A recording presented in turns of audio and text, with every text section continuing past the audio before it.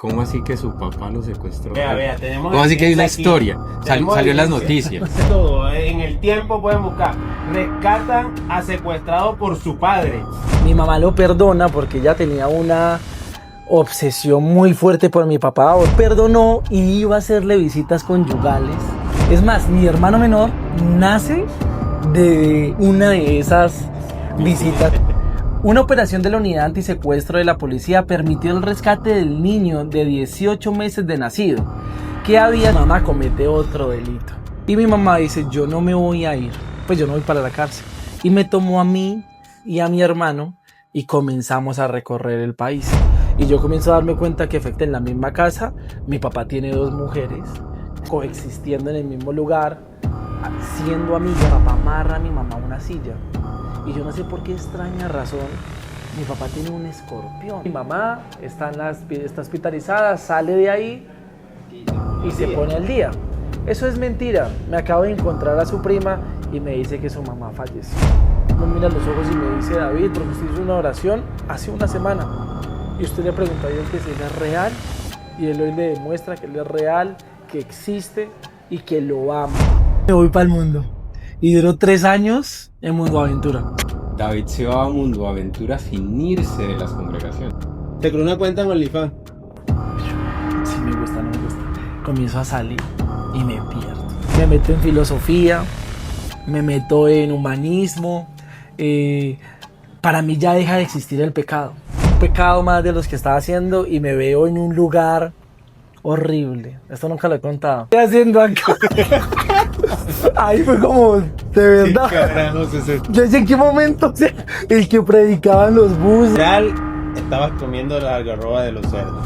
Sí. Yo le acuerdo que yo le dije a esa pelada: la verdad es que yo soy cristiano. Bienvenidos a otro episodio más de Humano a Humano Podcast. Un espacio donde exploramos las experiencias que definen al ser humano, lo esencial.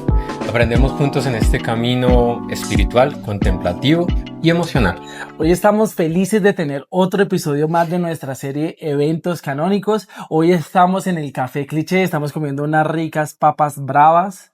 Y tenemos compañía, es el primer episodio con personas que nos acompañan, así que ustedes que están ahí atrás y mi novia que está aquí al lado, también gracias por acompañarnos, de verdad por sumarse a este proyecto tan increíble. Efra, ¿cómo estás? Bro, bien, ha sido una semana interesante. Creo que algunas cosas van marchando según la voluntad del Señor.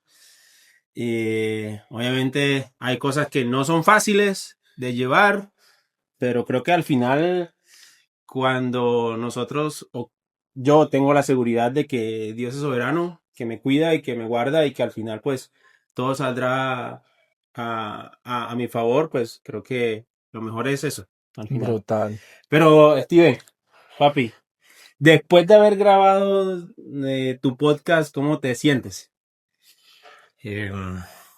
Bien, creo que contrariado un poquito, meditativo un poquito también, como creo que exponerse y narrar como fuera de sí ciertas cosas que cargamos dentro nos mete en este proceso de catarsis constante, cuestionarnos cada vez más cosas y de ir cada vez más profundo. Entonces, creo que ha sido un tiempillo más de eso, de la autoexploración. Brutal. Interesante. Y en eso pues tocar como un poquito el pasado. Entonces, antes de meternos más profundo en este hoy, les voy a leer algo de un hermoso escritor que se llama Octavio Paz, que nos narra un poquito del pasado. Dice: el poeta se vuelve hacia su pasado en busca de ese instante en que realmente fue. En la otra orilla del tiempo no está allá, sino aquí. Recordar es imaginar. Extraño territorio en la mirada encuentra en su propia invención, invisible creación de los hechos. El pasado no existe en sí, nosotros lo inventamos. Y es a ese pasado que apelamos hoy. Hoy nos venimos con una historia hermosa que es la historia de vida de David, como sus eventos. Bastante interesante, diría yo. Sí. De hecho, hay un momento particular que a mí me encantaría tocar porque Cuando nosotros lo escuchamos creo que nos reímos mucho, Sí. pero creo que no es un evento para reírse. Como nos lo contó fue muy gracioso, em, pero sería lindo que la gente conozca un poquito de ese pasado de David. Y creo que esa es una bonita forma de empezar. ¿Cómo así que su papá lo secuestró? Vea, tenemos ¿Cómo así que hay una evidencia aquí. historia? Tenemos Salió en las evidencia. noticias. Aquí está, noticias y todo. En el tiempo pueden buscar. Rescatan a secuestrado por su padre. Qué locura, pana. Es una historia particular. Yo desde ese momento sabía que iba a estar en los medios. No, Pero mentira. ven acá, ¿cuántos años tenías cuando Desde ahí quería ser famoso. Yo tenía un añito de edad. O sea, yo no sé si arranco y... No, primero les voy a contar un poquito qué hay detrás de eso, porque aunque Sí, pueda sí, parecer claro. chistoso, eso refleja una distorsión familiar en la que yo crecí, ¿cierto? Entonces, a mí me gusta narrar la historia como que la oveja negra de la familia de mi mamá Ujú. se mete con la oveja negra de la familia de mi papá. Y ambos forman este Vínculo ternerito, ahí, ¿verdad? sí, imagínate. Este vínculo, pero Pues es... negrito que se ve Negrito, negrito, pero que negrito. no es negrito. Muy bien. Entonces yo voy creciendo como no, pues yo crezco, nazco, ¿cierto? Nazco y mi Sí, para papá, que crezcan así. sí, claro. y mi papá era muy hippie, o es muy hippie hasta el día de hoy. Él ama el arte, ama la pintura, es súper creativo. Eso te hizo un cuadro, ¿no? Es un cuadro, o sea, mi papá es muy artista y muy espiritual, pero muy chafado. Mucho. O sea, mi papá es un tema de que hace brujería o hizo brujería, ocultismo, y él tiene un libro, escribió un libro que él dice que es mi herencia. Se llama La Biblia de la Nueva Era. Entonces es bien complejito mi papá y fue muy hippie. Entonces él salía, viajaba, y mi mamá por su lado también fue como la oveja negra de su familia, que la familia de ella todos son negros, pero fue como la oveja negra de mi familia. Y mi mamá pues se conoce con mi papá, comienzan a tener una relación. Y a tener ovejitas. Mi mamá, pero eso llega después, mi mamá es mucho más alta que mi papá, entonces mi papá era bajito y yo digo, mi papá tenía su toque para enamorarla. Comienzan a tener una relación, pero resulta y acontece que mi papá tenía mucho amor para dar, entonces se enamoró de otra mujer. Entiendo, Juan, que era Sí, el muchacho. mi papá, yo creo que yo no sé si parlón, yo no sé, y voy a entrar más en detalles más adelante, pero era una locura. Y conoce otra mujer que se llama Olga, con la que yo también crecí. O sea, la locura es que en ese triángulo amoroso nace primero un hermano que yo tengo, y mi mamá desea profundamente como no quedarse atrás. Entonces comienza a buscar al otro hijo de mi papá, y ahí nazco yo. La historia detrás de este secuestro es que mi tía como que le dio una plata a mi papá. Yo no entiendo muy bien esos pequeños detalles, pero como que le dio una plata a mi papá, yo no sé qué. Y mi abuelito fue senador de la República. Al ser senador de la República, Ey, pero salió eso del yo no Chocó. sabía. Sí, mi abuelito salió del Chocó, un barrio muy, muy pobre, y fue escalando, escalando, escalando, y se hizo senador de la República. Entonces mi abuelo tenía o tuvo mucho dinero. Luego fue notario 35 de Bogotá. Y en medio de eso, como que en una de esas peleas, mi papá dice, yo quiero la plata que me debe su tía. Y como que mi mamá llamaba a mi tía y le decía, no le pague a Enrique, no le pague. Y mi mamá que sí, que no, que yo no sé qué. Y en esas mi papá tuvo la brillante idea De secuestrarlo a usted. de Por la secuestrar. plata de su tía. Exacto. Pues eso es lo que me cuenta él ahí. Para pagar a su abuelito. Para que le pagaran. Ya. Entonces mi papá me secuestra, entra a la casa, me secuestra y comienza a llamar a mi abuelo a extorsionarlo, No puede ser. a pedirle plata, 35 millones de pesos. En esa época le pedía por mi vida. Pues mi abuelito, por el cargo político que tenía y el renombre político en ese momento, pues dice, no, yo no le voy a pagar nada a Enrique. Nada. Y comienza a poner la demanda, y el Gaula, la policía comienzan a hacer el operativo para buscar a mi papá, y me encuentran en la casa de la otra mujer de mi papá, en los brazos de mi papá, y mi papá lo mete preso 2 años en la cárcel. En esos 2 años, bueno, me lo meten preso, Mi mamá lo perdona porque ella tenía una obsesión muy fuerte por mi papá, o tal vez ella decía que era amor. Yo creo que eso es una obsesión. O sea, créanme que de verdad. No jodas, después que le secuestran el hijo. Y lo perdonó y iba a hacerle visitas conyugales a mi papá, preso. Es más, mi hermano menor nace de una de esas visitas conyugales. Entonces, para ir adelantando la historia, voy a permitirle leer la historia, la noticia. El tiempo. Rescatan a secuestrado por su padre. Una operación de la unidad antisecuestro de la policía permitió el rescate del niño de 18 meses de nacido, que había sido secuestrado por su padre el pasado 2 de noviembre. Yo cumplo años el 1 de noviembre. O sea que fue el siguiente día de mis cumpleaños. Imagínate. Fue el regalo. El menor es nieto del notario 38 de Bogotá, Libardo Arriaga Copete. La operación se ejecutó en la vivienda ubicada en la carrera 3, número 346 Sur, donde las autoridades detuvieron al padre menor identificado como Eberto Enrique Borja Quiroga. El director de antisecuestros de la policía, el coronel Luis Alfredo Rodríguez, reveló que el secuestrador le exigía a su suegro, el notario Libardo Arriaga Copete, 35 millones de pesos por el rescate del pequeño. Las exigencias las hizo a través de llamadas que hizo al día siguiente que se llevara al niño, precisa el informe oficial. Tras las investigaciones de la UNACED, las autoridades ubicaron la vivienda en donde permaneció el niño, que ayer fue rescatado, sano y salvo, y encontrado en compañía de su padre.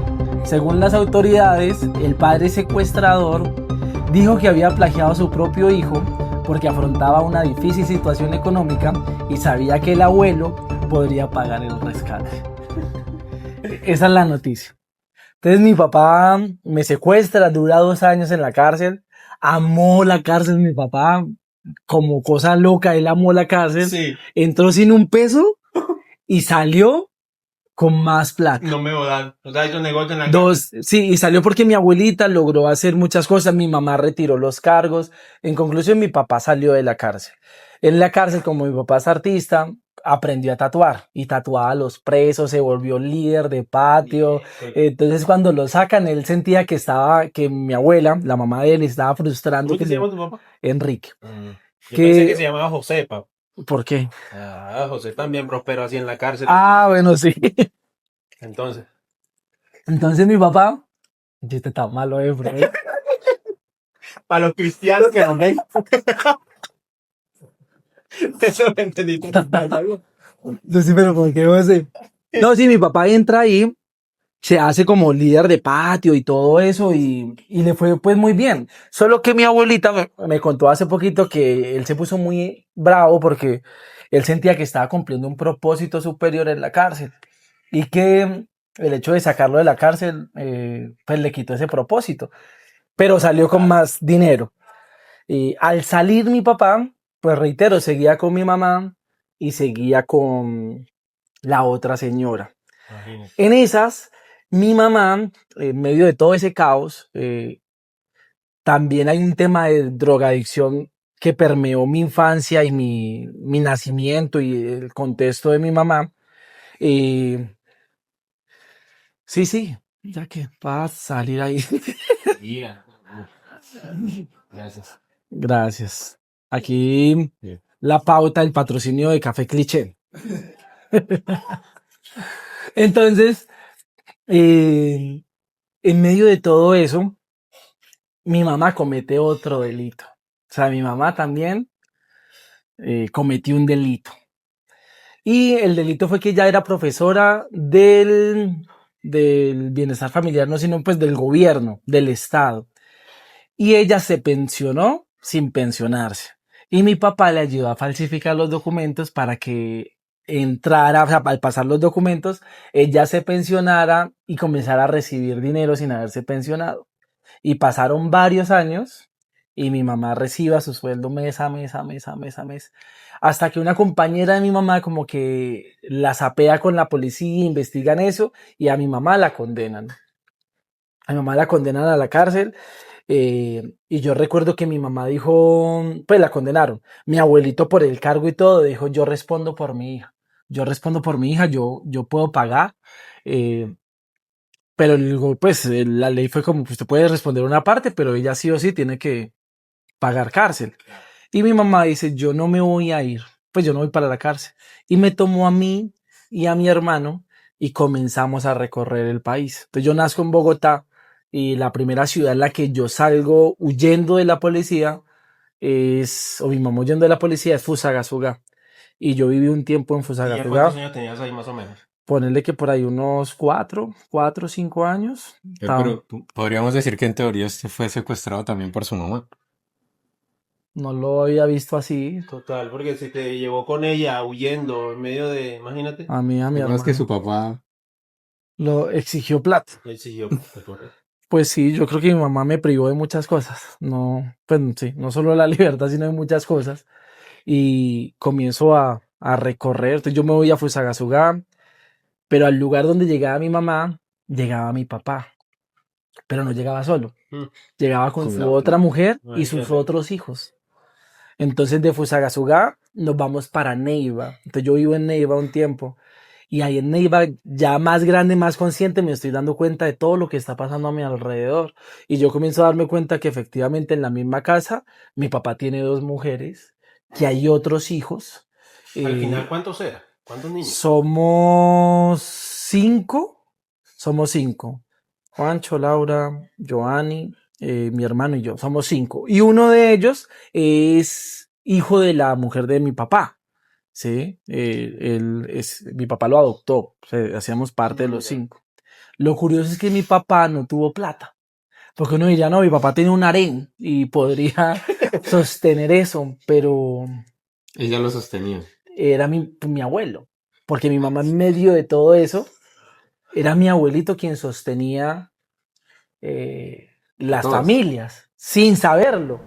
Mi abuelo yo creo que se lo sospechaba. Mi mamá decía que tal vez muchas veces mi papá la manipulaba y la amenazaba con demandarla. Entonces por eso ella tenía que recibirlo. Pero más allá de eso también era un apego súper tóxico de ella hacia mi papá y un poder convencimiento de mi papá de tener 2 mujeres coexistiendo en el mismo lugar, siendo amigas, porque terminaron siendo súper amigas. Entonces, ¿pero qué pasaba?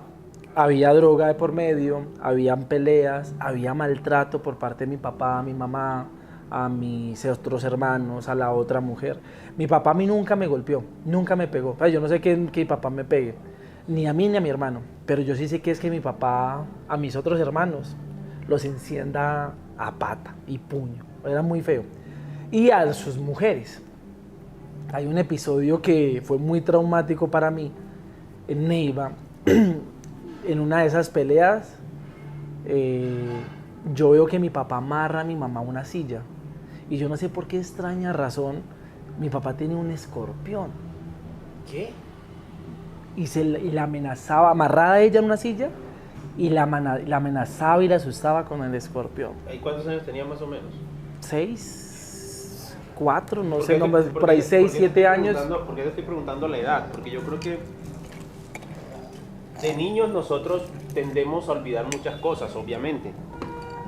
Pero que tú recuerdes tantas cosas como esta de niño. Obvio yo no recuerdo lo del Pues, secuestro, ¿no? Pero obviamente no. Pero en estos puntos, ya que los estás mencionando y que estés recordando algunos detalles, bro, eso obviamente te marcó. Y yo creo que es lo que vamos a estar descubriendo aquí. Total. Entonces, ¿qué pasó ahí en ese...? Yo tengo flashback, ¿se dice así? Sí. Perdóname mi inglés. De esos momentos muy oscuros, como ese momento, como otro momento donde yo vi a mi mamá haciendo otras cosas feas, como otro momento donde yo experimenté por primera vez el miedo, y fue que en una de esas rumbas de mi mamá decide irse a rumbear con unos amigos de ella, y me deja a mí a mi hermano viendo televisión. Y yo estoy viendo televisión y veo que mi hermano se queda profundo y comienza a llover y yo comienzo a tener mucho miedo, y ahí es donde digo que el miedo es contagioso, porque mi hermano estaba rendido, pero yo no quería estar solo, entonces yo lo desperté y me salí por la ventana Y como a eso de las 12 y Lloviendo. media, 11, lloviendo, comenzamos a tocar puertas No puede para ser. ver qué vecino nos recibía, pues yo tenía mucho miedo de estar solo. Mi mamá llega y no ve a sus hijos. Y mi mamá fue muy loquita y muy todo, pero obviamente nos amó mucho. Ahora imagínese usted como mamá llegar y no ver a sus hijos. Ah, qué miedo. Y estar borracha, y quién sabe con qué cosas más en la cabeza. Salió esa señora, salió mi mamá como loca gritando por la las Llorona, cuadras, pues. como la Llorona Ah, tal cual. Y nos encontró en la casa de una vecina que nos recibió esa noche. También recuerdo que no podían convivir tanto tiempo juntas. O sea, era así, estaba un revuelto ahí, pero como que vivir juntas, no. Entonces, ¿qué hacía? Mi mamá decía, yo la aguanto los fines de semana. Pero entre semana no. O sea, busque dónde vivir. Y ella se iba a vivir 2 barrios o 2 estratos menos de donde yo vivía. Entonces mi papá se turnaba para un lado, para el otro lado. Y los fines de semana salíamos todos, como familia. Y esa era mi familia, era una cosa loca. Yo crezco con toda esta distorsión. De Neiva, no sé exactamente por qué, tal vez porque ya la estaban buscando, tengo que irme para otra ciudad. Y en otra ciudad me voy para Cali, ahí donde yo a veces tengo ese acento medio caleño que se me sale de vez en cuando, porque yo en Cali llego como a los 7. Pero papi, lo que no se te sale es el baile, ¿oíste? Ah, sí, no, yo Buen puchica, salí tiene dos pies zurdos, salí literal. cerradito para el baile. Y en Cali, ya cada vez, se reiteró, a medida que iba creciendo, mayor conciencia de lo que sucedía. Por ejemplo, yo en Cali es donde descubro que mi mamá consume drogas. No lo sabía antes. Lo vine a saber en Cali porque ya grande. Y me recuerdo que fue muy chistoso porque estamos en una sala con mi papá, mi mamá, y yo voy a empezar a ir a la escuelita. Y mi mamá dice, no, si les llegan a ofrecer droga, nos avisan y se ríen. Ah, y a mí me pareció curioso. Luego, más adelante, descubro que mi mamá fumaba marihuana y metió otras cosas, pero el vicio que la acompañó constantemente fue la marihuana. Entonces yo voy creciendo en ese ambiente, Olga vuelve a llegar, vive ahí, ya tengo más amigos. Mi mamá me enseña a decir, si le preguntan que ella es su tía, es una prima mía, y que ellos son sus primitos. Entonces, ellos, no, primo, o sea, para mí mis hermanos fueron mis primos, para la gente de afuera toda la vida, nunca fueron como hermanos. ¿Cómo es hoy esa relación? Poco existente. De pronto ellos van a ver eso y me siguen en redes, pero es poco existente, o sea, no hablamos mucho. Yo visito a mi papá una vez al año y sí mucho, una vez, 2 veces al año, a veces voy hasta la casa de él en Bogotá. Él sigue viviendo con la mujer que les estoy contando. Y ahí nos encontramos como hermanos. Ellos me tienen mucho aprecio, muy lindo. O sea, ellos, más que de pronto el que yo les tengo desde la expresión. O sea, yo soy como hermanito, hermanita, hermanito. En fin. Entonces así es la relación hoy con ellos. Yo estoy en Cali. Me doy cuenta de eso. Siguen habiendo peleas y cosas y desorden. Crezco en un barrio que se llama Brisas de los Álamos, es como estrato 3, pero colinda con barrios en el norte de Cali que son pesaditos. Y crezco en un ambiente de mucha pandilla. Y ahí en ese momento estaban de moda los parches, la alianza, la contra y un montón de cosas en que se vivía en Cali, muy Ya cultural. Estabas en tu etapa adolescente. Claro, yo ya estaba ahí como, sí, 11, 12 años, y yo salía con todos ellos. Y aunque siempre me llamó la atención ese mundo, nunca me pude meter de lleno porque yo decía, si a mí me cogen haciendo algo malo, la que paga es mi mamá. Claro. Entonces yo me mantuve al margen de muchas cosas, pero no podía huir de lo que sí estaba adentro, en mi casa. Entonces en mi casa mi mamá me decía, el día que usted quiera fumar, viene y fuma conmigo, no se preocupe. Yo tenía amigos mayores y mi mamá me incitaba mucho a tener sexo. Entonces a mis amigos mayores le decía a ella, a mí en mi casa me dicen Pipe, que eso es otra historia, pero me decía como, Pipe, le decían, ¿cuándo le van a enseñar a Pipe pues a tener sexo? O sea, ¿cuándo le van a presentar una amiguita? Tenía 12 años, 13 años. Una amiguita para que le enseñe solamente y le enseñe solamente pero que no se enamore, porque como es su primera mujer, se va a enamorar, Tu mamá decía eso decía eso. a mis amigos. Wow. Y mi mamá le decían Doña Sofía, se llamaba Sofía, le decían Doña Sofía, se volvió súper amiga de esos amigos de los que yo quería ser más amigos porque eran los de la pandilla, porque ellos le proveían la droga a ella. Claro. Y ella le cahueteaba muchas cosas a mis amigos. Me recuerdo que tuve un amigo que se llama Alexander, le decían el gordo. Eh, y Alexander se subía a la casa y se drogaba con boxer. En la casa y mi mamá le alcahueteaba muchas cosas así. O en el barrio robaban cosas, mis amigos, y mi mamá las guardaba en la casa. Pues eran más amigos de su mamá que suyos. Exacto. Pero me cuidaban un montón. Entonces yo era el hijo de Doña Sofi y se sentía ese respaldo del barrio de Doña Sofi y creo que ahí muchos de esos amigos hoy están muertos, otros están en las drogas totalmente y otros están en sus procesos. Es más, quiero contarles que quiero hacer una entrevista con uno de ellos, se llama Harrison, que creció en el barrio y que vive aquí en Medellín. Y tiene una historia de vida increíble y quiero hacer esa entrevista también. Pero en fin, crezco con todo eso, amando a mi mamá, obviamente con sus cosas. Eh, ¿En qué momento David dice, mi mamá es una adicta? O sea, ¿en qué momento David se hace consciente de, primero, de la ausencia de su papá y segundo, de la mi, papá se condición de demoró, su mamá? mi papá se demoró mucho en irse realmente. Siempre estuvo intermitente. Mi papá nunca me dio para un lápiz, ni para unos zapatos, nada. Depositó en algo muy valioso y era el arte. A mí me gusta mucho el arte y pintar.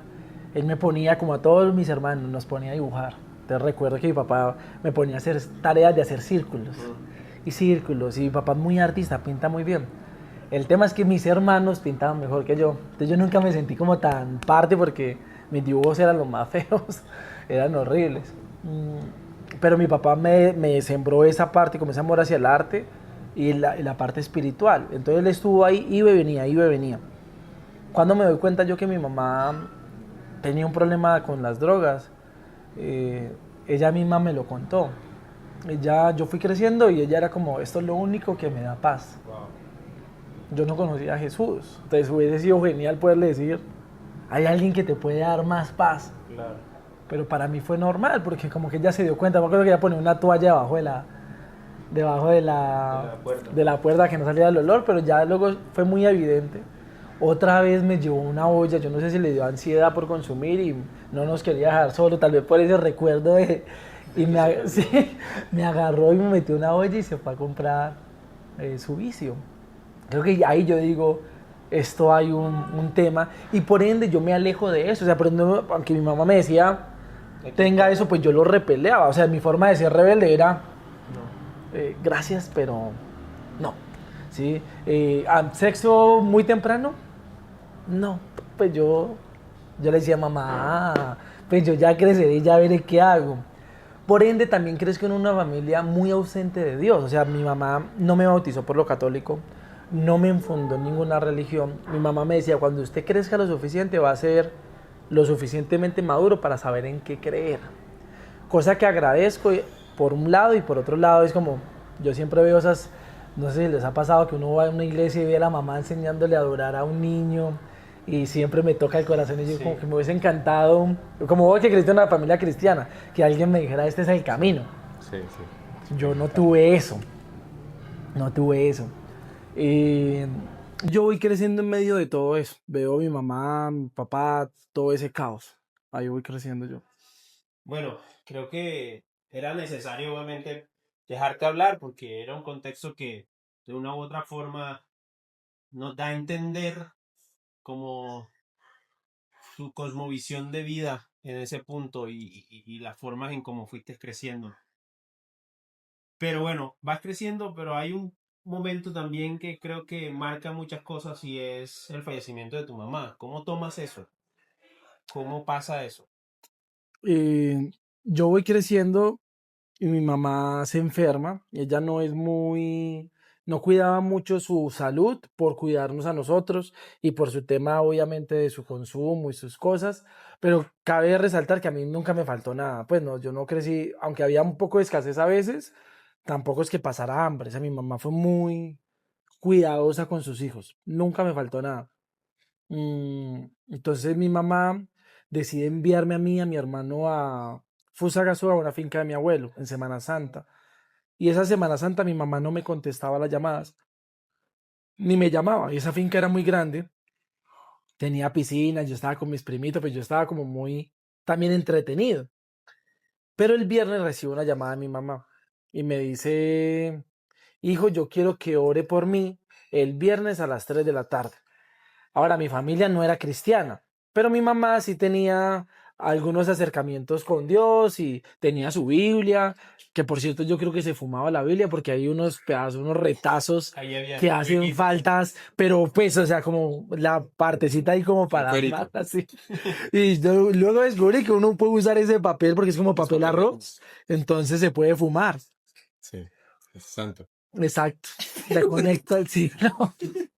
Entonces yo digo, bueno, voy a hacerle caso, voy a ir a la iglesia católica, metí una monedita y a las 3 de la tarde oré. ¿Por qué a las 3 de la tarde? Porque mi mamá decía que a esa hora murió Jesús y que a esa hora iba a ser pues el milagro. Yo oro, entrego eso, me devuelvo para Cali y cuando me devuelvo para Cali me doy la sorpresa que mi mamá está hospitalizada.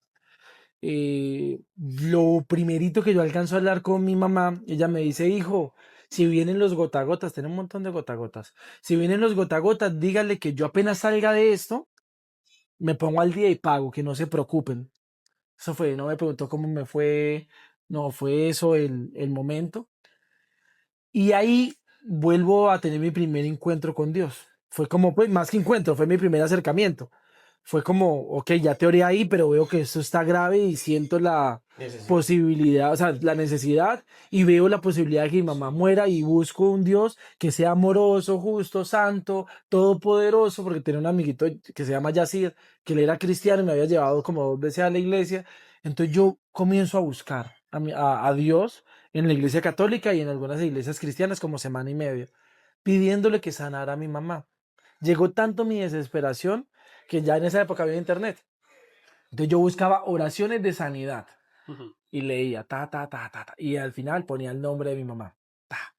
Y yo de verdad creía que Dios podía hacer el milagro. Y mi mamá se muere. Y ahí realmente yo sentí que Dios me defraudó, porque fue como, pues, no dejé de creer, pero dije, si antes estaba lejos y antes no creía, ahora voy a estar más lejos.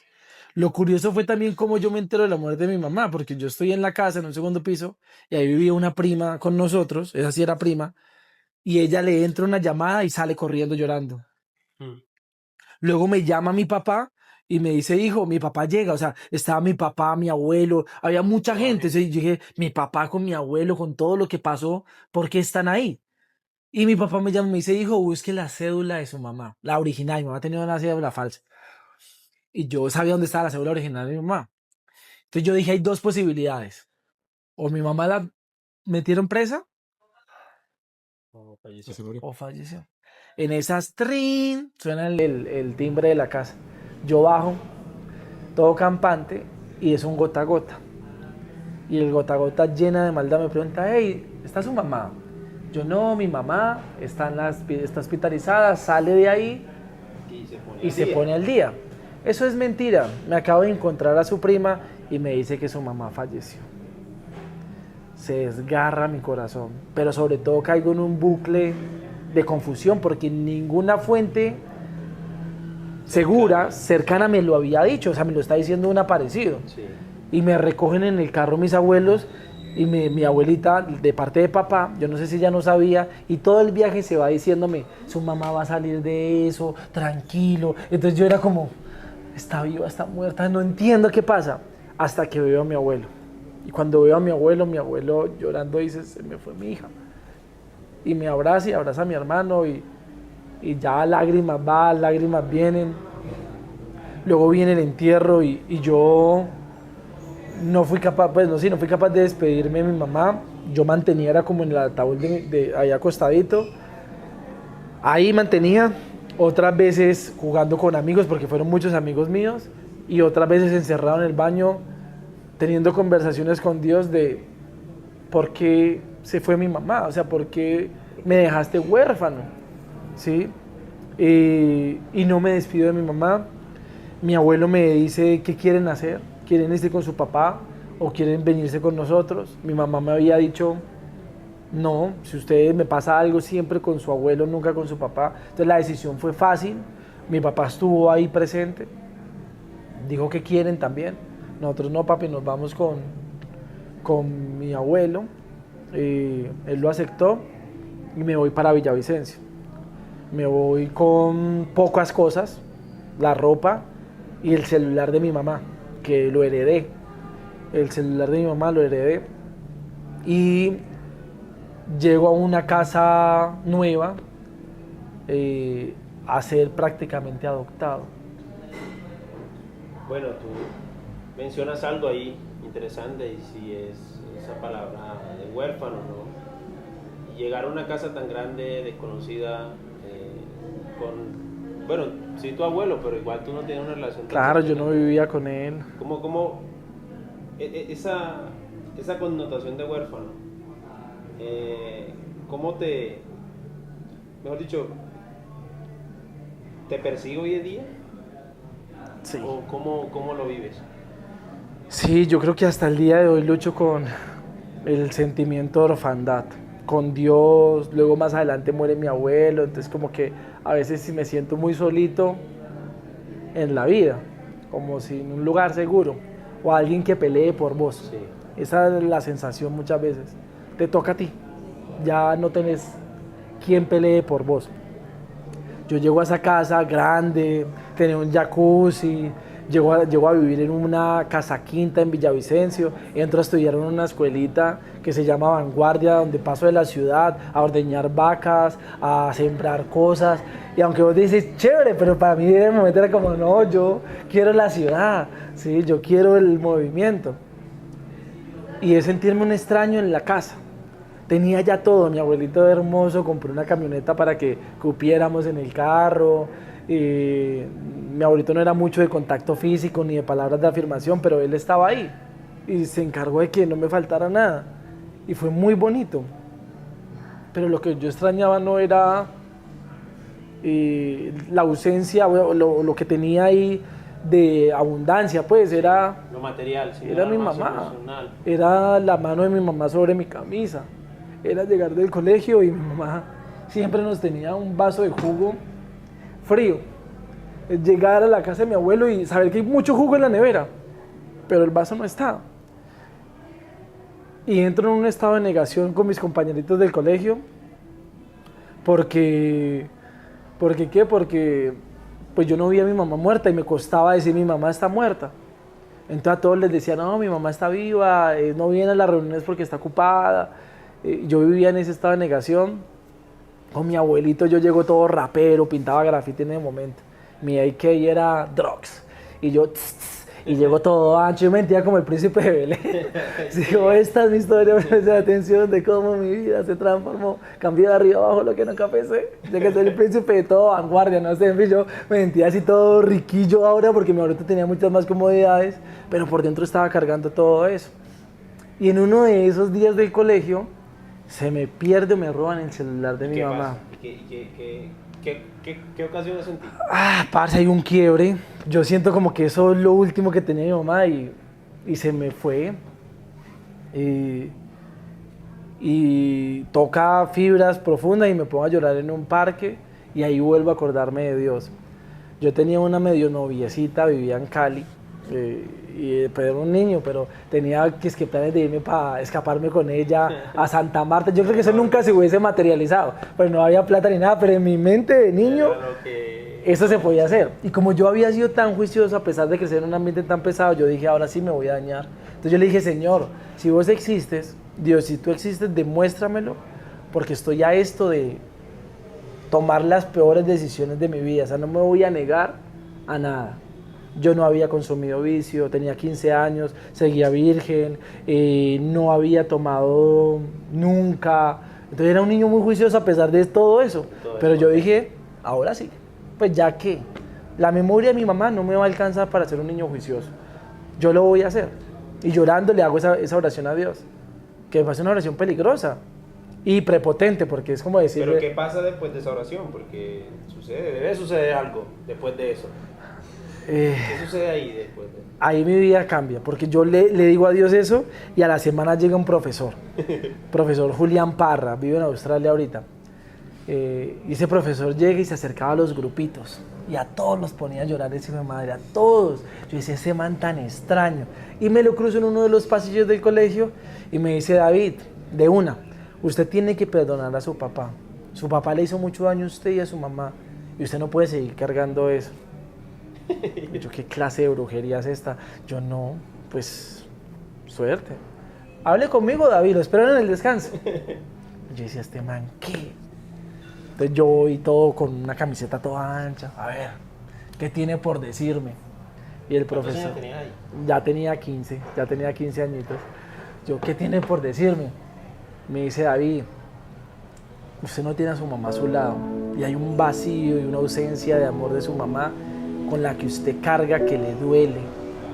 Y comienza, a usted le pasó esto, y comienza a desbaratarme. Yo comienzo a sentir como literal me desbarato y comienzo a llorar y llorar y llorar. Y yo ya después de tanto llorar y todo eso, le digo, profesor, ¿usted por qué sabe eso?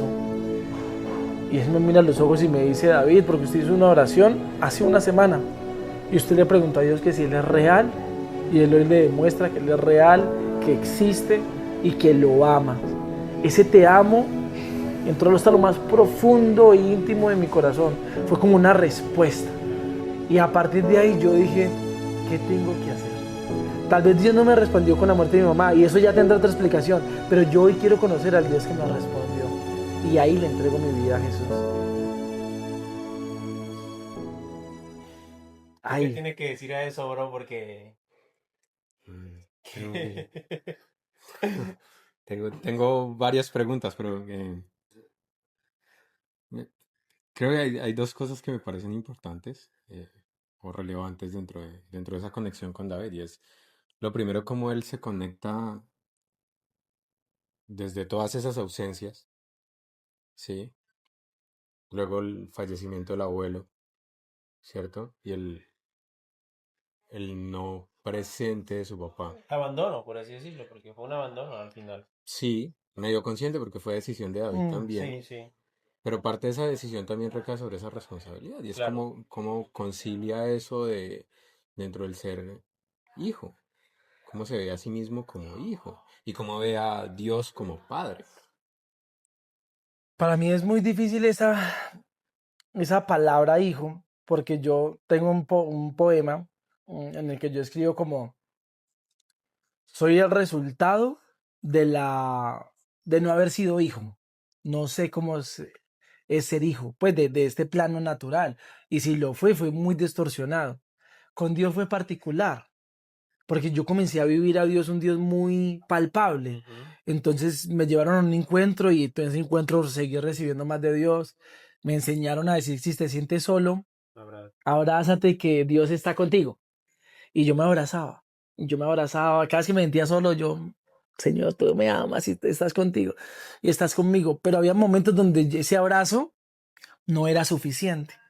Entonces yo siempre he sido muy genuino con Dios. Entonces yo le decía a Dios todo lo que se me pasaba por la cabeza. Entonces yo, Señor, hoy no te siento. O sea, hoy el abrazo a mí mismo No alcanza. no alcanza. Necesito un abrazo. Y en eso me acuerdo mucho, Camilo Mayorga, un guitarrista, es medio famosito ya en Villavicencio, él iba a mi iglesia y Camilo Mayorga me llamaba, hey David, y yo servía pasándole el micrófono al pastor y las letras, que en ese momento no había iPad ni nada, entonces eran las letras en el atril.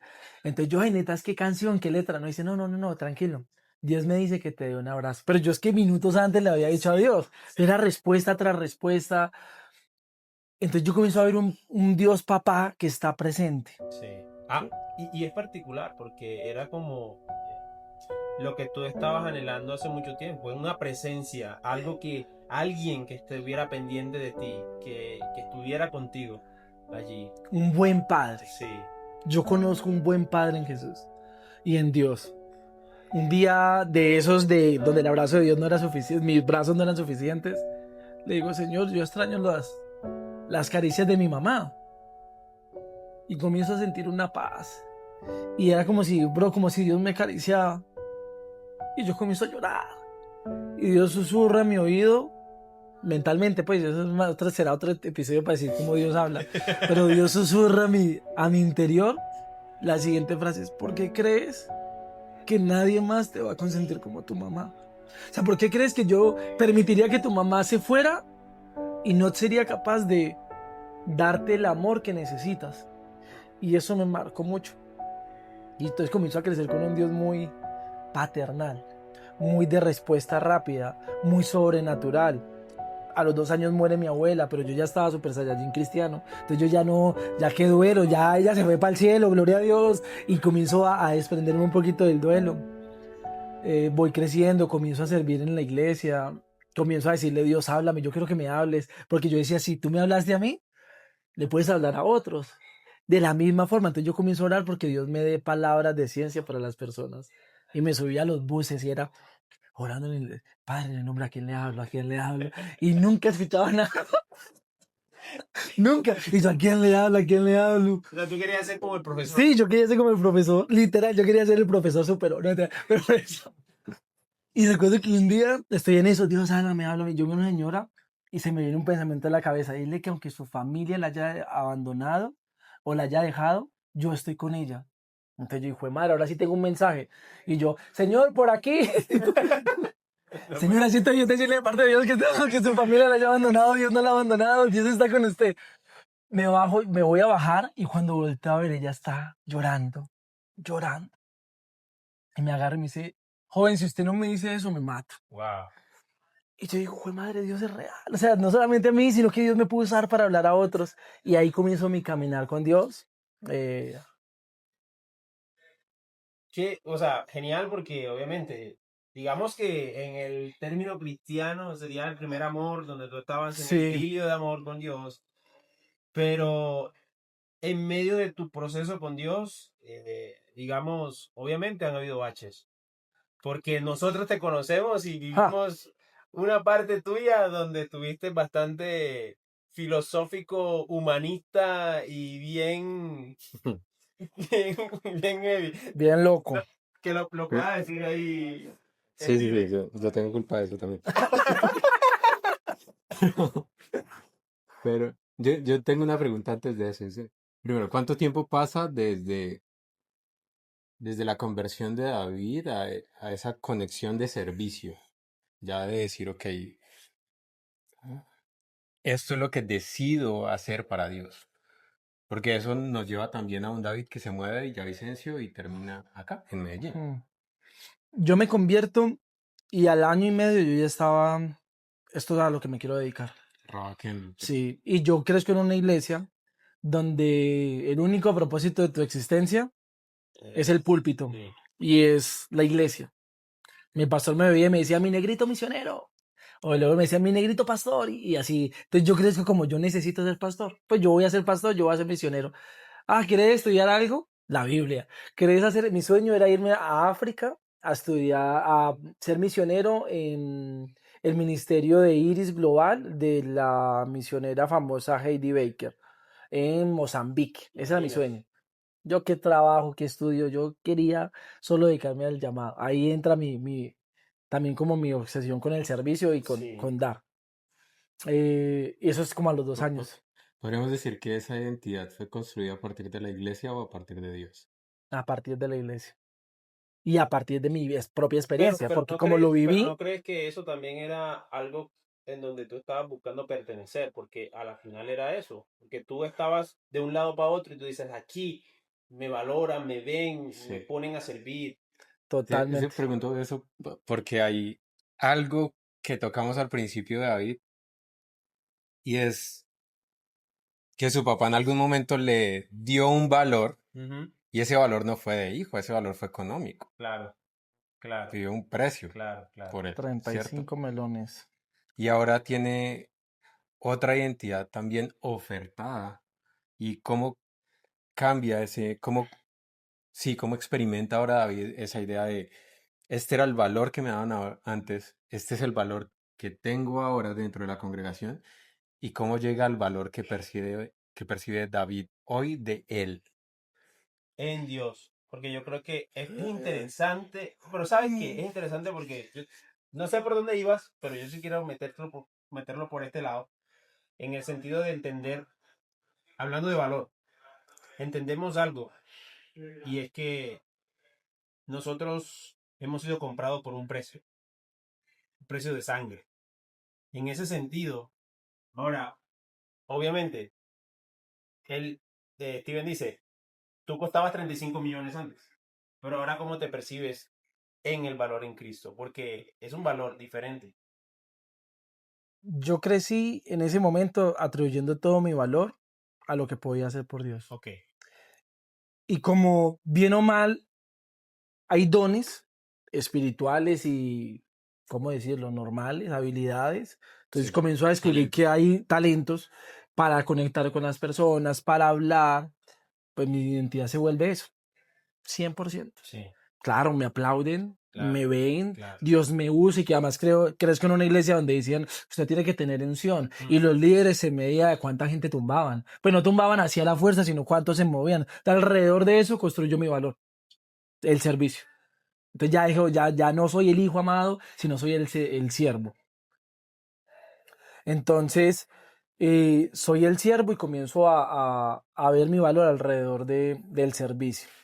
Me voy para Bogotá porque muere mi abuelita y mi abuelito no podía quedarse solo en Villavicencio y además quería estudiar, pues él me dice que tengo que estudiar en Bogotá, entonces me voy para Bogotá y se me acaba ese servicio y sufro otra crisis de identidad ahí porque es como, ¿ahora qué hago? Aquí nadie me conoce, aquí nadie me valora por mis dones ni por mi talento y trato de seguir marcando mi identidad en lo que podía hacer, entonces comienzo a evangelizar un montón de gente en mi universidad, Te conviertes en un líder allí. sí, y formo un grupo que se llama Sin Filtro, que si alguien me ve, saludos, pero formo un grupo que se llama Sin Filtro y eso marca también profundamente mi historia de Sin Filtro porque me vuelvo un líder juvenil, cristiano y tenía literal como una mini iglesia en la universidad. Teníamos alabanzas, hacíamos liberaciones, hacíamos un montón de cosas y fue una temporada muy bacana, pero reitero, toda mi identidad estaba Sí, ahí. claro, claro.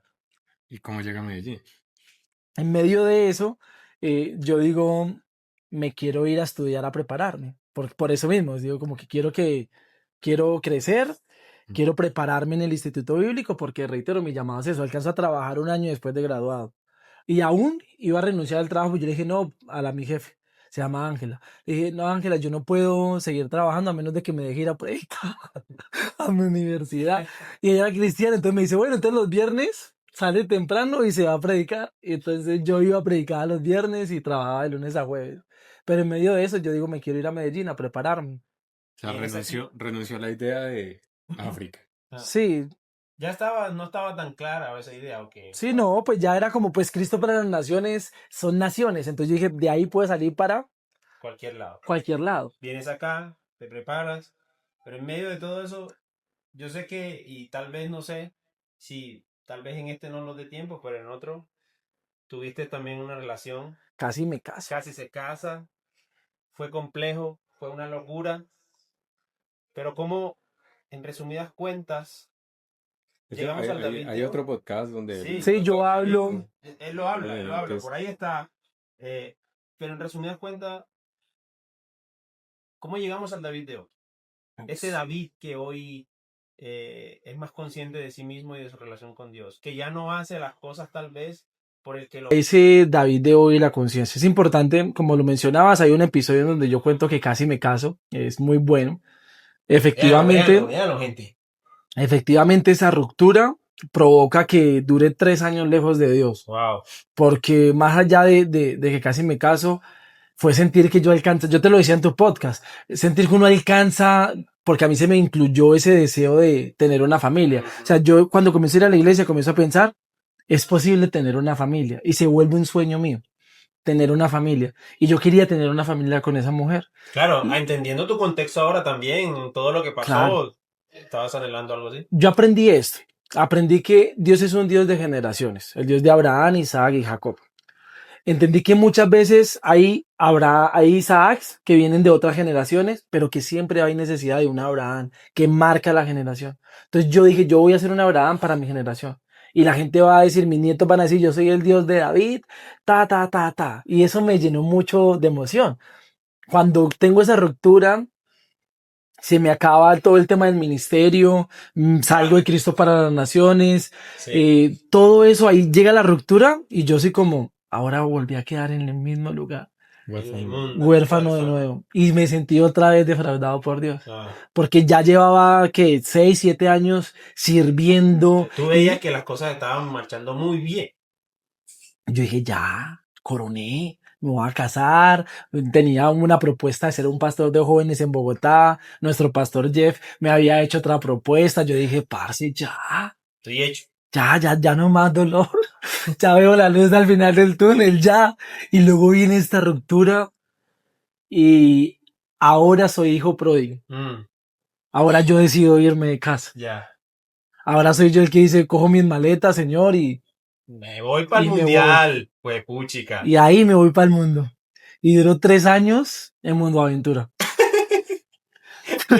Literal. Sí.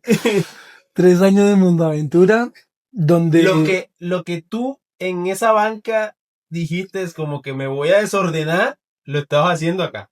Sí, Pues, bien, ahí hay como un datito clave, creo yo, ¿no? Importante, Y es, David se va a Mundo Aventura sin irse de las congregaciones. Sí.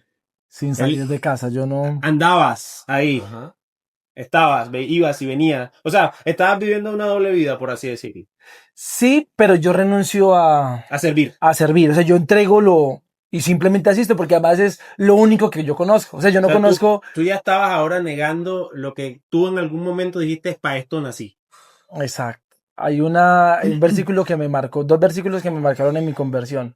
Aunque padre y madre te dejen, con todo eso Jehová te recogerá. Sí. Y otro salmo de David también que dice, una sola cosa deseo, estar en la casa de Jehová todos los días para recrearme en su hermosura y en su Sí. santo templo. Ahí esos 2 versículos me marcaron mucho. Pero yo en medio de mi rabia, decepción, frustración, digo, ya no quiero estar en la casa de Jehová. Aunque vaya a la casa de Jehová de vez en cuando porque es lo único que conozco. Pero en mi corazón yo renuncié y comencé a relativizar todo. Entonces se casó con el de comamos y vamos que algún día moriremos. Sí. Ese fue. A mí Eclesiastes me gustó mucho. yo, yo decía así, yo comencé a, literal, yo ahí me perdí, yo dije, y Satanás como me engañó, me dijo, si tú confías en Dios y Dios te puede hacer esto, es que Satanás es un desgraciado. O sea, si tú has decidido dedicar 7 años a Dios, mucho de tu vida, y Dios puede hacer así, y desbaratar de todo lo que has construido para Él, te van a volver a defraudar. El único que no te va a defraudar sos vos mismo. Y yo tomo eso y digo, yo estoy solo. Ya perdí a mi abuelo, perdí a mi abuelita, perdí a mi mamá, perdí a mi perro, perdí un montón de pérdidas. Yo no me puedo perder a mí mismo. Me voy a hacer cargo yo mismo. Pesaba 90 y pico de kilos. Mendigando amor detrás de esa desgraciada en cariño, pues. Mendigando, Saludos. mendigando amor. Caí tan bajo, mendigando amor. Dijiste, pues puchica, me voy a poder mamadísimo y aquí fue. Y entro el 2000, diciembre del 2000. Te creaste una, lo digo, ¿Qué? una cuenta. Ya, sí, ya voy para allá. Antes de la cuenta, yo dije, no más, tengo que hacerme cargo. Y voy a arrancar por el ejercicio. Y me volví un gym bro. Te creó una cuenta en OnlyFans. No, no. Ya sería millonario, ¿sabes? No, entró al Animal X en el 2000, terminando el 2023, iniciando el 2023. Sí. ¡Ja! Y me pongo a hacer ejercicio. Bajo de peso. Me pongo más lindo. Y yo bien egocéntrico que soy. ¡Ja! Ya me creía El Paspi, pues. y seguía yendo a la iglesia. Y veía a mis amigos. Y el ego y las mentiras de Satanás decían, míralos a ellos, están gordos, no tienen plata, monto una empresa, caigo en una crisis y monto, la empresa Humano Creativo nace ahí, cierro mi primer negocio por 30 millones de pesos y yo comienzo a ver un montón de plata, ejercicio, y mis compañeras del trabajo, yo trabajo en una empresa secular obviamente, y mis compañeras, David, usted lleva mucho tiempo sin amigas, sin esto, descárguese Bumble. Y yo no, pues yo qué me voy a meter ahí. Es la cuenta que se creó. Entonces descargué ese Bumble y yo no, ellas venga Evi, me cogen el celular, Juliana Ramírez, Mafe, me cogen el celular y me crean, me montan las fotos, me hicieron un daño. Mejor dicho, papi. Entonces comienzo yo, si me gusta, no me gusta, comienzo a salir y me pierdo. Comienzo a experimentar lo que yo no había experimentado en todo ese tiempo. Soy un hijo pródigo, comienzo a malgastar del dinero. Hijo pródigo significa realmente despilfarrador. Eso hice. Bro, qué loco. Me compré un carro mal comprado. Pues mal comprado, el carro es increíble, pero lo compré por las motivaciones erradas y en el momento errado, creyendo que todo eso me iba a hacer más atractivo para conectar con las personas. Pero me sentía solo. Seguía, duró 1 año y medio en esa búsqueda de Dios. ¿Por qué digo de Dios? Porque pues Dios estaba en la iglesia. Porque un escritor dijo que el hombre que toca la puerta de un bordel está buscando a Dios. El hombre que toca la puerta de las drogas, del alcohol, en el fondo está buscando la plenitud que solamente puede dar Dios. Mi rebeldía con Dios fue, yo no quiero saber ni tu plan. ¿Para qué me vas a contar tu plan si mañana lo puedes hacer así? O sea, yo recibí tantas palabras de profetas, porque además soy desde que lloro, no sé, un imán para que la gente me declare cosas, ¿cierto? O sea, en la iglesia pasa, usted, David puede estar atrás, en la última fila, David, ven acá. Entonces yo no quiero escuchar. Además me meto en este tema de que Dios es soberano, que es real, pero me escondo en eso, de decir, Dios al final va a hacer lo que quiere. Entonces yo no voy a preguntar su voluntad para él. Me meto en filosofía, me meto en humanismo.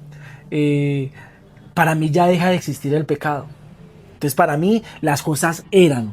Y tal vez para muchos que nos escuchen han escuchado eso porque esto es muy nuevo. O sea, es como las cosas son.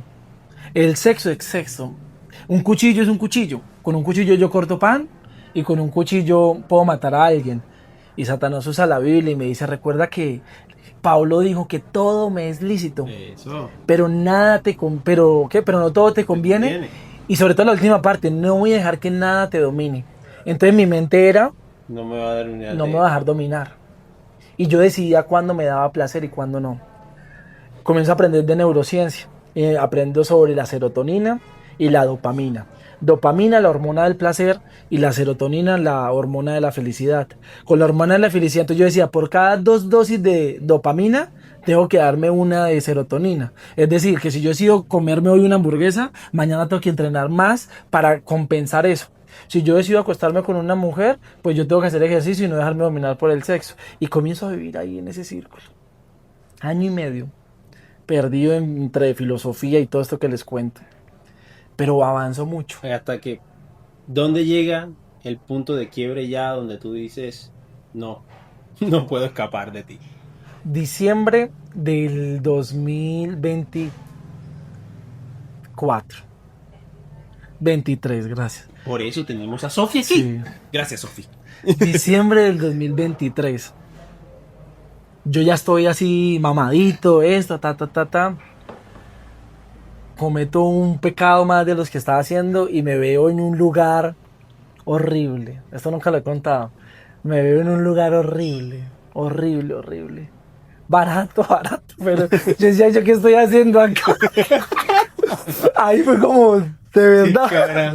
Yo decía, ¿en qué momento? O sea, el que predicaba en los buses, yo estaba en un lugar. Literal, estabas comiendo la algarroba de los cerdos. Sí, literal. Ese día ni funciona ese par de sope. Eso fue horrible, o sea. Yo le acuerdo que yo le dije a esa pelada, la verdad es que yo soy cristiano. No puede ser. No, venga la cara de la muchacha, no. Yo le digo la verdad es que yo soy cristiano. Hoy da risa, no, pero ahí era muy triste. Obvio. Y ese punto ahí. Yo le digo, la verdad es que yo soy cristiano y estoy como en una deconstrucción, era mi frase. Yo estoy en una deconstrucción de cambiar muchas cosas, pero creo que la culpa me está ganando hoy acá. Y digo, como no, esto tiene que cambiar. Arranca 2024, año nuevo, yo dije, voy a seguir con mi disciplina. Entonces yo mi rutina era, me levantaba a las 5 de la mañana a hacer ejercicio. A las 7 entrenaba, comenzaba a trabajar hasta las 5. A las 5 me ponía o iba otra vez al gimnasio o me ponía a trabajar en mis negocios. Y así. Y era así. Y yo soy muy, pues trato de ser muy organizado. Y yo llevaba mi registro de todos mis hábitos, de esto, súper. Pero me sentía agobiado y cansado. Yo decía, esto, pues, ¿por qué estoy haciendo todo esto? ¿Cuál es la gracia de todo esto? No me sentía vacío, pero era como, ¿cuál es la gracia de todo esto? O sea, esto es muy agotador. Y hacerlo en mis fuerzas es muy agotador. Entonces dije, voy a comenzar a orar. Y comienzo otra vez a orar. Comienzo a orar suavecito. Señor, pues seguía pecando y haciendo, Señor Dios, sigo yendo a mi iglesia. Nunca dejé de ir a la iglesia, seguía yendo a la iglesia, Y en esas, Dios comienza y trae a Víctor Molina a mi casa. Hay un congreso que se llama el Congreso de Toma tu Lugar. Y en ese congreso llega Víctor, un amigo de Ecuador que se casa entre poco, me dice, hey, estoy orando por ti. Y comienza Dios a rodearme otra vez. Y Víctor en mi casa, yo caleto, ay, necesito que nos lleves en el carro. Yo me iba, lo llevaba, y me dice, bro, entra, hay una pelada, había otra pelada ahí, me estaba invitando a Cartagena. Todo pago, lo único que tenía que poner era mi cuerpo. Tenías que pagar en especie. Y yo tenía la dualidad, o voy a ese congreso o voy a Cartagena. En esas entro a Senfol, la iglesia de acá, todavía ahí medio aporreadito, eso fue como febrero, a una jornada de oración que hubo como toda la noche. Una vigilia. Y lo primero que yo pienso es, güey, madre, qué mujeres muy lindas. Entonces yo lo que digo es como, parce, yo estoy buscando en el lugar equivocado. O sea, eso fue lo primero que pensé como, pero luego dije, bueno, ya. Y me conecté con el Señor y ahí comienzo a recibir de Dios, Salgo y me encuentro a mi novia. Ella pasa por ahí y me mira re mal. Nosotros ya teníamos una historia antes que para otro podcast era. Y me mira re mal. Ella más mirada, pero yo no sabía. Pues yo la tomé tan personal que yo llegué a mi casa y le dije, Víctor, yo le tengo que escribir. Pues para qué, porque yo creo que yo voy a regresar los caminos y lo más probable es que nos volvamos a cruzar y yo quiero... Ya estaba pensándola ya. No. No, yo quiero que haya cordialidad. Yo le escribo un mensaje. Yo solo tengo que decir algo. El cazador salió casado. Literal. Ojo, pues. Yo le digo como, no, pues seamos cordiales. Mi novia pues, me ignora. Yo dije, bueno, está bien. Y ya. Ese fin de semana era el congreso.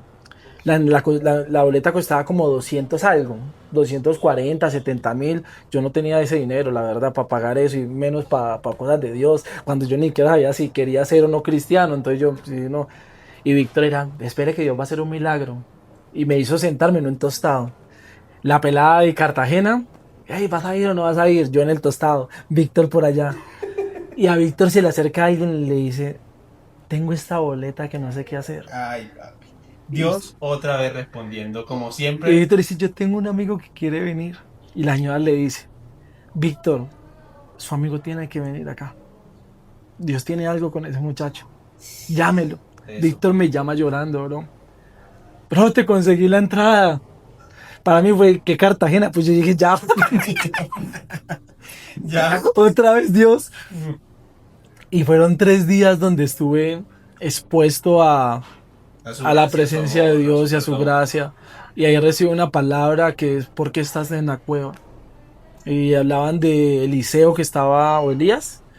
¿Quién estaba en la cueva? Después de que Elías. Y Dios le dice, ¿por qué estás en la cueva? ¿Quién te mandó a estar ahí? Te doy una misión. Sal. A Elías, Dios lo llama a ungir a Eliseo. Esa fue su misión. Él dijo, yo te voy a restaurar haciendo la misión. Dios me dijo, ¿qué haces en la cueva? Sal a hacer la misión. Y ahí me fui para Amazonas. Tenía una misión en Amazonas de Cristo para las Naciones. Y dije, me voy para Amazonas. Y me fui para Amazonas. Pero en medio de todo eso, bueno, llegó el domingo, o sea, fue el fin de semana, Víctor se tiene que devolver para Pereira. Yo, Víctor, no sé, yo me dejé solo, que yo no sé qué voy a hacer con mí mismo, o sea, a mí me daba miedo. Entonces yo le digo, Víctor, tengo que confesar que he hecho esto. Y tengo este kit. Tengo este kit que uso para... Tú estás era todas. Está armado. Armado, así está armado. Víctor me acompaña y vamos a un potrero Lo quema. y lo tiro. Yo lo tiro. Acompaño a Víctor hasta San Diego para que coja el bus para el aeropuerto. Y lo devuelvo y lo recojo. Y me voy para la iglesia. Y le digo, Señor, aquí estoy. Luego pasaron cosas horribles también, pero no nos va a dar el tiempo. Que trataron, porque Satanás no se rinde. Así como Dios no se rinde, Satanás no se rinde. Y luego es una persona y un montón de cosas que tratan de distorsionar. Pero yo ya dije, yo soy tu hijo, Señor. Yo no puedo huir más. No puedo huir más. Y me entrego por completo. Y hoy ya, para ir cerrando ya este episodio, ¿qué concluyes de todo esto? O sea, ¿cómo... Sí, ¿qué concluyes? O sea, porque a la final es como una historia de persistencia de cómo Dios ha estado contigo, de tomándote, llamándote. Yo creo que Dios nos eligió. Yo soy un vivo ejemplo de cómo funciona la adopción de Dios. Él nos eligió. No tenía que hacerlo. Y nos eligió. Yo he tratado de huir. Yo le he dicho en su tarota, déjame ir. Y él no me ha dejado. Me dejó ir un poquito. Vaya breve. Le soltó la cuerda. Sí. Pero cuando alguien está elegido, llama. No puedo huir. David dijo, subí a lo más profundo, bajé a lo más profundo y te encontré. Subí a lo más alto y te encontré. Fui el profeta Jonás. Se le dijo a Dios, Dios, yo no quiero ir a Nínive, yo me voy a escapar. Le solta la cuerda, vaya, a la mitad del mar, una tormenta, lo traga un pez y lo lleva a Nínive. Cuando Dios ama a alguien y elige a alguien, no lo va a soltar. No me soltó a mí, no te va a soltar a ti, no los va a soltar a ustedes. Vamos a cumplir lo que Dios dijo. Así es. Rápidamente, a ver. ¿Qué es Dios? ¿Qué es identidad? ¿Y qué es valor? Algunas frases. Dios es mi papá. Sí es mi papá. Mi identidad es lo que Él dice de mí. Y el valor es la percepción que Él tiene de mí. Que le costó su muerte y su muerte en la cruz. Bueno, ha sido un episodio, sí, un poco, digamos, extenso, pero creo que a la final aprendimos mucho de tu historia, bro. De verdad, gracias por abrir tu corazón, gracias por... No me juzguen, por favor. Sí, sí, pues ya. Gracias por contarnos lo que Dios ha hecho en tu vida, todo lo que Dios ha estado ahí en medio de las dificultades y todo lo que ha sucedido, pero como tú lo has dicho, Él cuando elige a alguien siempre lo va a tomar, siempre lo va a llamar, siempre lo va a sostener. Así que nada, gracias de verdad a ustedes por estar ahí, por escuchar, los que llegaron hasta aquí y hasta este momento, este episodio. Les invitamos a que lo sigan haciendo. Gracias de verdad a cada uno de los que hoy estuvo acá, a Edu, a Cami, a Sofi, de verdad muchas gracias.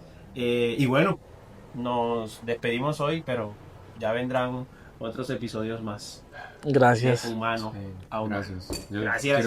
Chao. Quiero dejarles una idea y es, creo que tenemos la idea cristiana de enseñar o compartir nuestro testimonio porque pensamos que es nuestro.